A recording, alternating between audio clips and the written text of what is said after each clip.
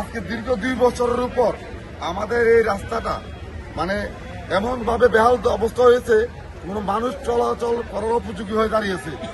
এখন এই এমন একটা গুরুত্বপূর্ণ রাস্তা যেখানে সার্ভে কলেজ থেকে শুরু করে বাংলাদেশের একমাত্র সার্ভে কলেজ, এই সার্ভে কলেজ থেকে শুরু করে কুমিল্লা বিশ্ববিদ্যালয়, বিএড কলেজ, পলিটেকনিক্যাল, ক্যাডেট এবং ইস্পাহানি থেকে শুরু করে সকল শিক্ষা প্রতিষ্ঠানের পরিবহন রুট একটাই।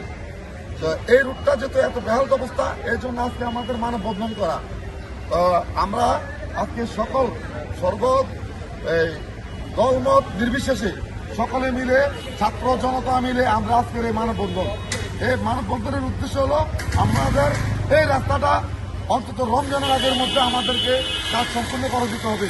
আর যদি না দেওয়া হয় তাহলে আমরা এই লাকসাম রোড থেকে কোটবাড়ি রোড থেকে শুরু করে কুমিল্লা হাইওয়ে রুট আমরা বন্ধ করতে বাধ্য হব। আমরা যে কোনো কঠোর আন্দোলন আমরা নামতে বাধ্য হব।